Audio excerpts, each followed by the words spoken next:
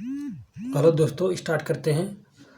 GS की series को आगे बढ़ाते हुए आज हम लोग बात करेंगे भारत के जो उपराष्ट्रपति हैं उनके बारे में। जितने क्वेश्चंस बनते हैं पहले हम थ्योरी करेंगे, उसके बाद हम ऑनलाइनर क्वेश्चंस करेंगे जो प्रीवियस ईयर पूछे गए हैं। चलिए इसको अंत तक देखिएगा। यदि चैनल को सब्सक्राइब नहीं किए सब्सक्राइब कर लीजिए और बेल आइकन को दबा लीजिए। चलिए आगे बढ़ते हैं। जो भारत के उपराष्ट्रपति हैं उनके बारे में थोड़ा नोट्स मैंने बनाया, देख लीजिए।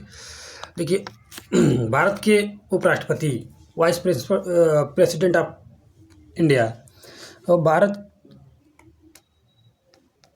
भारत के उपराष्ट्रपति का पद है वो किस देश से लिया गया है। तो सबसे पहले हम देखिए, उपराष्ट्रपति का जो पद है अमेरिका के पद से ग्रहण किया गया है।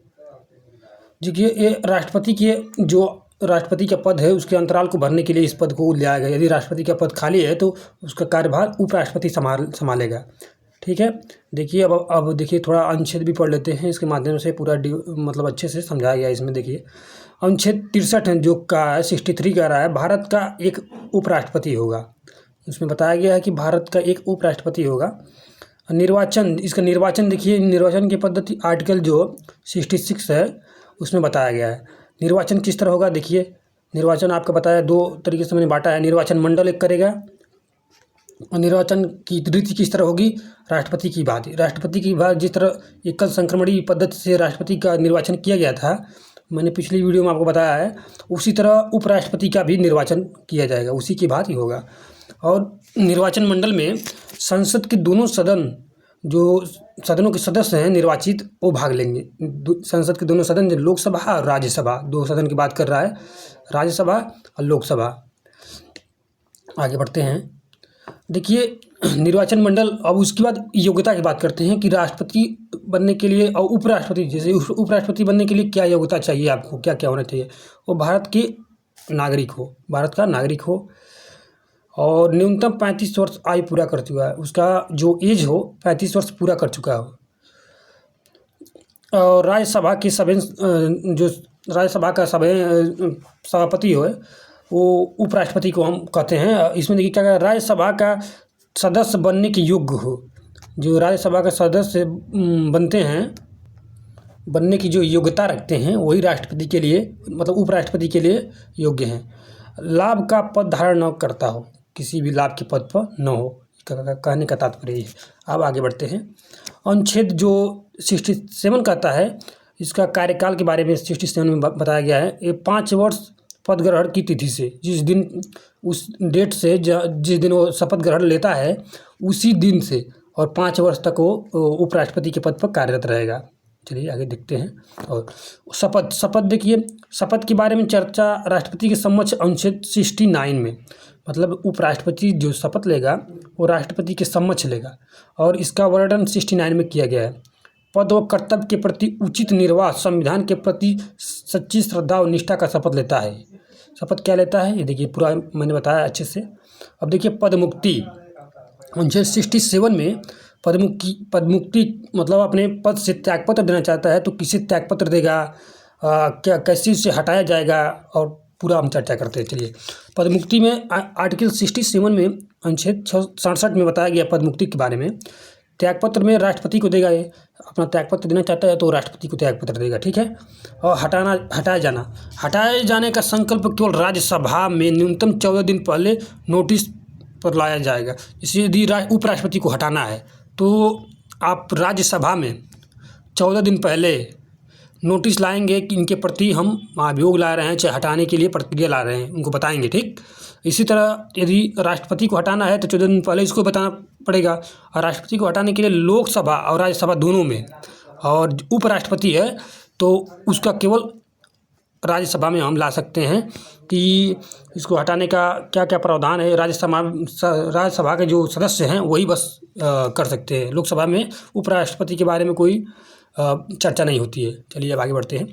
राज्यसभा के तात्कालिक कुल सदस्यों के बहुमत के द्वारा ही यदि संकल्प पारित हो जाए कि राज्यसभा के जो सदस्य हैं टोटल 250, उसके द्वारा जो कुल सदस्य हैं उनके बहुमत यदि मिल जाए कि राष्ट्रपति दोषी है, कुछ मतलब उसके प्रति अभियोग लाया गया है, तो उसे हटाया जा सकता है। तो जो संकल्प पारित हो जाएगा तो लोकसभा में जाएगा, ठीक। यदि लोकसभा इससे सहमत हो तो उपराष्ट्रपति पद से हटाया जाएगा।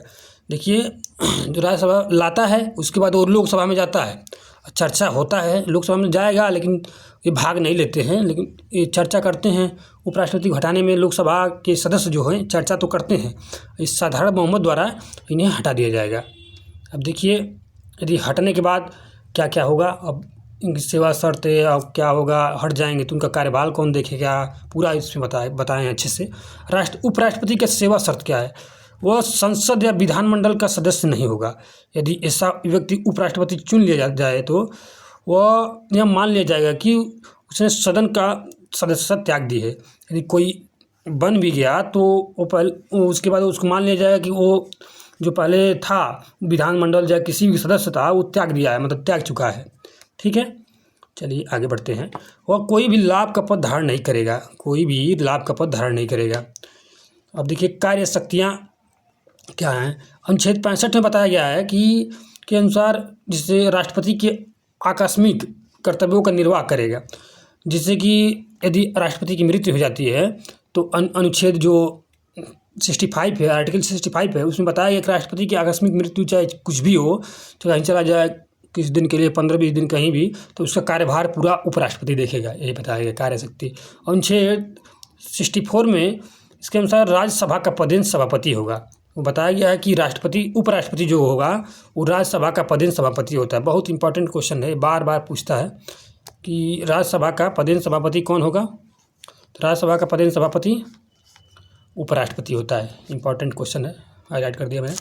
अब देखिएगा उपराष्ट्रपति के वेतन भत्ते नहीं मिलते, जैसे उपराष्ट्रपति के नाम से वेतन भत्ते नहीं मिलते हैं ये, परंतु राज्यसभा के पदेन सभापति के रूप में जब मिलते हैं, जैसे कि राज्यसभा का पदेन सभापति कौन होता है, उपराष्ट्रपति, तो उपराष्ट्रपति के रूप में उसके वेतन भत्ते नहीं मिलते हैं। राज्यसभा का पदेन सभापति होता है, उसके रूप में उसके वेतन भत्ते दिए जाते हैं। इस वेतन के रूप में उसके वेतन भत्ते संचित निधि पर भारित होते हैं। जो संचित निधि होता है उस पर ही उसके वेतन भारित होते हैं, मतलब दिए जाते हैं।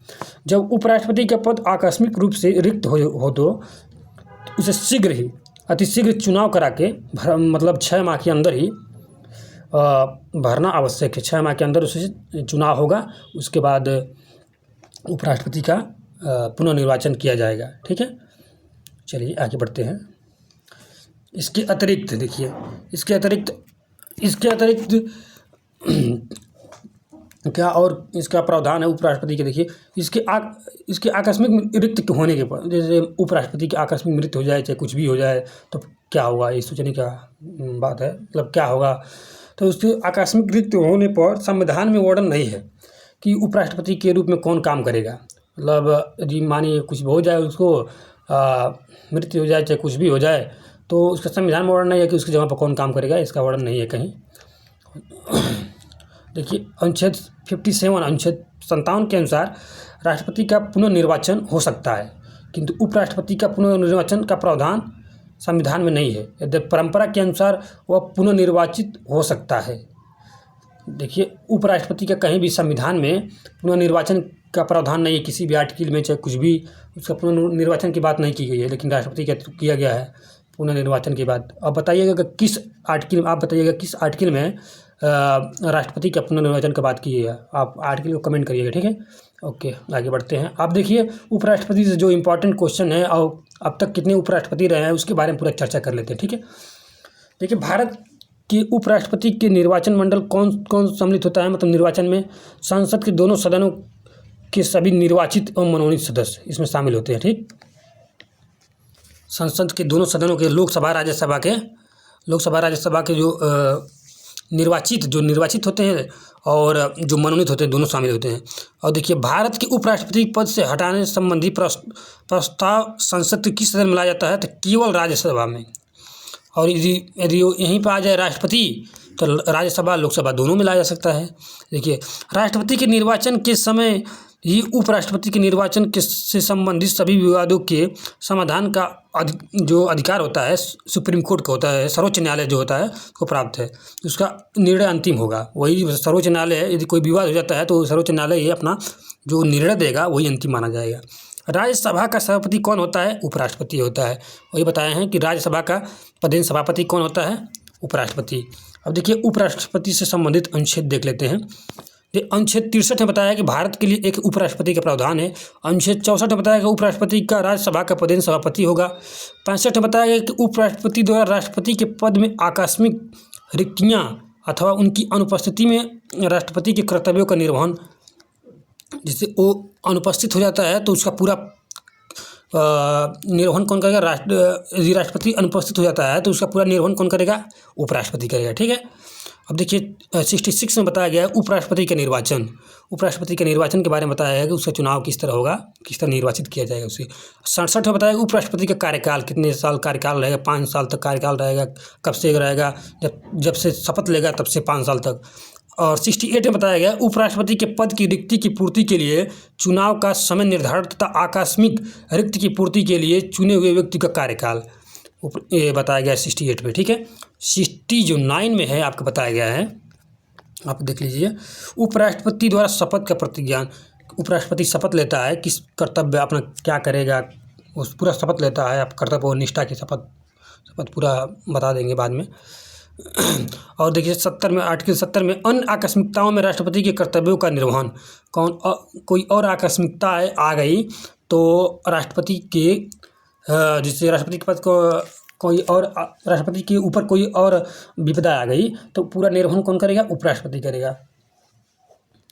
देखिए 71 में बताया गया उपराष्ट्रपति के चुनाव संबंधी अथवा उससे संबंधित विषय 78 में बताया गया। ठीक है।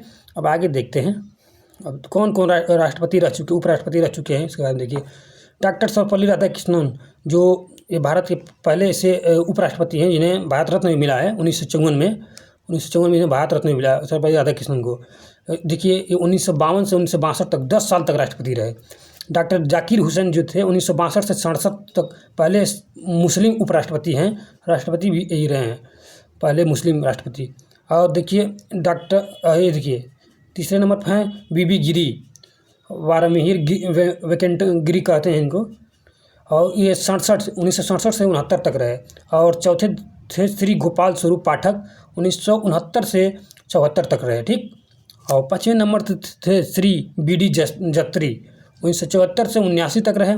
6ठे नंबर के न्यायमूर्ति M हिदायतुल्ला जो थे उपराष्ट्रपति भी रहे, ये सर्वोच्च न्यायालय के मुख्य न्यायाधीश भी रहे M हिदायतुल्ला। और देखिए 7वें नंबर जो हैं श्री R वेंकटन रमन 1984 से 87 तक रहे। और 8वें नंबर हैं डॉक्टर शंकर दयाल शर्मा 1987 से 92 तक। और श्री RK नारायण जो है 1992 से 97 तक। 10वें नंबर के हैं श्री कृष्णकांत 97 से 2002 तक। 11 नंबर के हैं श्री भैरव सिंह शेखावत जो थे 2002 से 2007 तक। और डॉक्टर हामिद अंसारी जो है 7 से 17 तक रहे, ये भी 10 साल 2 बार लगातार रहे हामिद अंसारी। और जो श्री M वेंकैया नायडू जो थे 2017 से और 2022 तक रहे। और देखिए इस समय वर्तमान में हैं जगदीश धनखड़ हैं जो 11 अगस्त 2022 को शपथ लिए और अब तक हैं, अब तक रहेंगे अभी 5 साल तक। अब उसके बाद देखा जाएगा कौन आता है। ठीक है। और आगे देखते हैं किस सदन की अध्यक्षता ऐसे व्यक्ति द्वारा की जाती है जो उस सदन का सदस्य नहीं है? तो राज्यसभा द्वारा। राष्ट्रपति की मृत्यु या त्यागपत्र या हटाए जाने की स्थिति में राष्ट्रपति का पदभार कौन ग्रहण करेगा? तो उपराष्ट्रपति। ये सब बताया गया है। उपराष्ट्रपति का अपना पूरा संभालेगा राष्ट्रपति के तौर पे। भारत के उपराष्ट्रपति के पद से संबंधित प्रावधान अमेरिका से लिया गया, अमेरिका के संविधान से लिया गया है, बताए हैं। राष्ट्रपति या उपराष्ट्रपति किसी भी निर्वाचन में राज्य अथवा संसद के किसी सदस्य के भाग नहीं ले सकता, राज्य विधान परिषद के सदस्य के रूप में भाग नहीं ले सकता। आगे देखिए भारत का राष्ट्रपति अपना त्यागपत्र किसको संबोधित करता है? उपराष्ट्रपति। राष्ट्रपति उपराष्ट्रपति देता है, उपराष्ट्रपति राष्ट्रपति देता है। अब आगे देखते हैं राष्ट्रपति और उपराष्ट्रपति की तुलना देख लेते हैं क्या। देखिए राष्ट्रपति या उपराष्ट्रपति पद की तुलना। देखिए लोकसभा सदस्य बनने की योग्यता रखता हो राष्ट्रपति। ये देखिए राज्यसभा सदस्य बनने की योग्यता रखता है राष्ट्रपति, लोकसभा सदस्य बनने की योग्यता रखता है। और उपराष्ट्रपति राज्यसभा सदस्य बनने की योग्यता रखता हो। राष्ट्रपति के निर्वाचन मंडल में संसद के दोनों सदन तथा राज्य विधानसभा के निर्वाचित सदस्य साथ साथ दिल्ली और पुडुचेरी के विधानसभा के निर्वाचित सदस्य भी भाग शामिल लेते हैं। निर्वाचन होता है तो इतने लोग भाग लेते हैं। विधानसभा सदस्य जो होते हैं संसद के दोनों सदनों के विधानसभाओं के सदस्य, निर्वाचित सदस्य, सभी राज्य की विधानसभाओं के सदस्य और निर्वाचित सदस्य, दिल्ली और पुडुचेरी के जो विधानसभा के सदस्य हैं वो भी सब भाग लेते हैं। अब देखिए उपराष्ट्रपति में कौन कौन भाग लेता है। उपराष्ट्रपति निर्वाचन मंडल के संसद के दोनों सदनों के सभी सदस्य मनोनीत और निर्वाचित दोनों शामिल होते हैं, और राज्यों के विधानमंडल के सदस्य शामिल नहीं होते। इसमें देखिए राज्यों के विधानमंडल सदस्य शामिल नहीं होते, लेकिन राष्ट्रपति में शामिल होते हैं। इसमें बस जो संसद के दोनों सदनों के सभी सदस्य हैं, लोकसभा और राज्यसभा के सभी जितने सदस्य हैं वो भाग लेते हैं, और विधानसभा जो राज्यों के विधानमंडल के सदस्य हैं वो भाग नहीं लेते, विधायक भाग नहीं लेते हैं। तीसरा नंबर क्या कहा है, राष्ट्रपति के पद से हटाए जाने की प्रक्रिया महाभियोग किसी भी सदन से प्रारंभ की जा सकती है। जो महाभियोग है वो लोकसभा राज्यसभा किसी भी सदन से प्रारंभ की जा सकती है, लेकिन उपराष्ट्रपति के पद को हटाने वाला प्रस्ताव केवल राज्यसभा में ही प्रस्तुत किया जाता है। जो राष्ट्रपति दोनों सदनों के द्वारा महाभियोग लगाया जा सकता है कि जो उपराष्ट्रपति को हटाना है तो केवल राज्यसभा जो है उच्च सदन उसके द्वारा ही हटाने का मतलब उसके पास अधिकार है। अब देखिए उपराष्ट्रपति का वेतन भारत की संचित निधि पर भारित होता है, मतलब संचित निधि से ही उपराष्ट्रपति का वेतन दिया जाता है, जितना भी दिया जाए 4 लाख 4.5 लाख जो भी है। अब देखिए इससे संबंधित जितने भी क्वेश्चन बनते हैं इससे बाहर कोई नहीं आएगा। इसी वीडियो को बार बार देखिए। इस चैनल को सब्सक्राइब नहीं किया सब्सक्राइब कर लीजिए, बेल आइकन को दबा लीजिए। नेक्स्ट वीडियो में हम बात करेंगे अगला topic. Okay, bye bye, thank you.